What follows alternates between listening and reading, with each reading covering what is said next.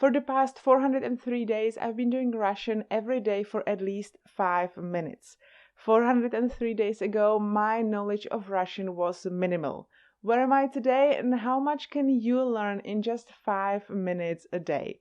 Watch till the end of this video to find out. I wanted to learn Russian for a very long time. My husband is Russian and part of his family speaks only Russian, so I had always a good motivation to learn Russian. But for many years we lived in Germany, and I really tried to get my German on the same level where my English is, and I'm not a big fan of learning 2 languages at the same time. If you have 5 hours a week to learn a language, better to put it into 1 language than split it into 2. And in the past 7 years, I tried to learn Russian. I started several times, but it always lasted just few days, weeks at most. But in the second part of 2019, our daughter was born, and I suddenly got additional motivation because we are raising her in 3 languages. I speak to her in Czech, my husband in Russian, and the community language is English.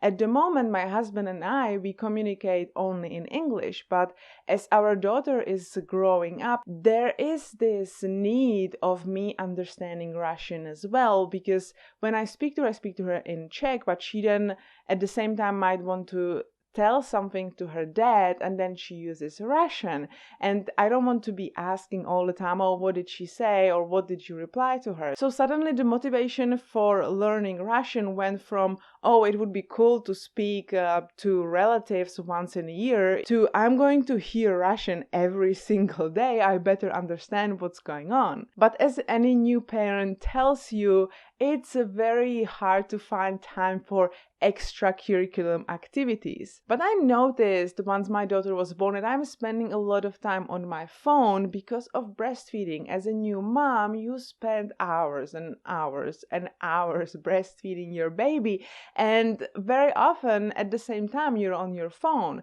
So I thought, oh, that might be kind of cool if I will check if there are some language learning apps so I can maybe learn Russian at the same time. And I tried Duolingo in the past, but I wasn't hooked. It still felt like learning a language, and I just did not enjoy it, and I didn't stick with it. So my expectations weren't very high. But then I found an app which blew my mind, and it was Drops. And just to clarify, I'm not sponsored by Drops. I just really like their product because it fits exactly into what I need. But I found the app, I tried to use it, and it felt like playing games, which was really cool. It didn't feel like learning languages.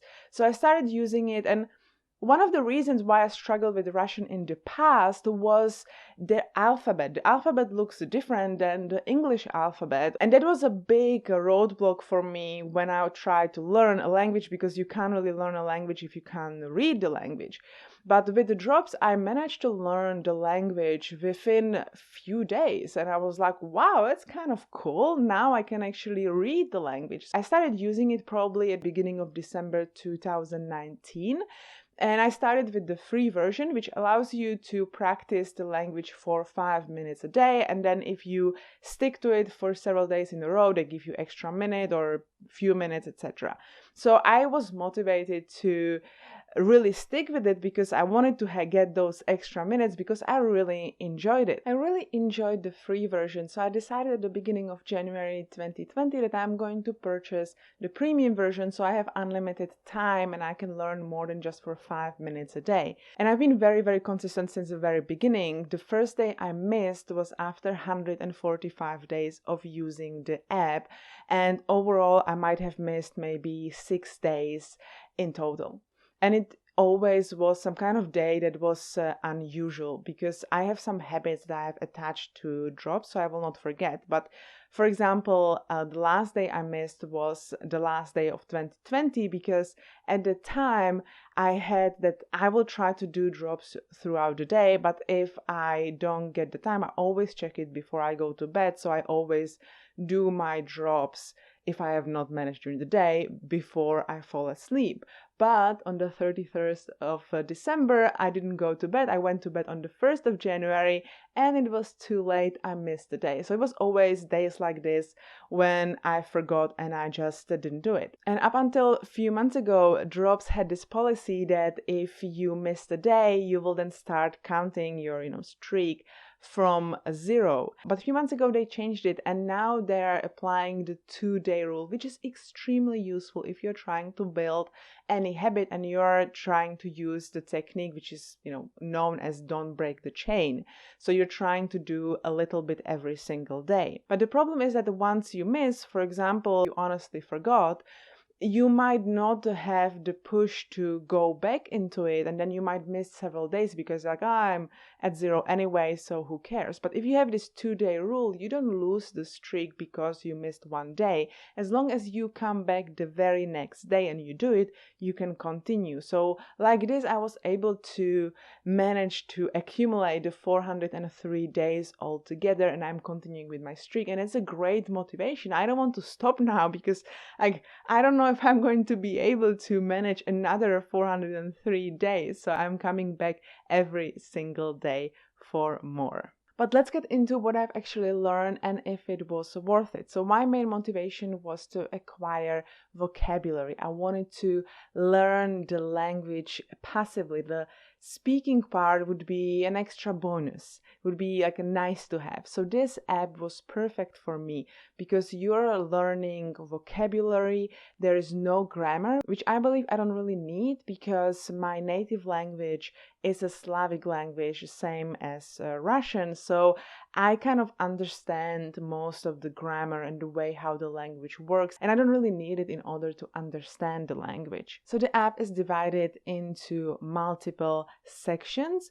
There are foundations, travel and talk, food and drinks, nature and animals, people and health, travel and vehicles, home and garden, city and shops, business and tech, fashion and clothing, fun and recreation, science and wisdom, sports and fitness, society and politics, time and dates. And each has several buckets in it, and each of the bucket has on average 17 words. So I once counted it all together, and I think that within this Russian version, there are over 2,200 words. And there are words actually being added. So there are new categories coming every few months. There is quite a lot to go through. So where did I get within those 403 days? I learned 1,260 words. That's on average 3 words a day. Doesn't sound like too much, and to be completely honest, I really believed at the beginning that I will be able to go through the whole app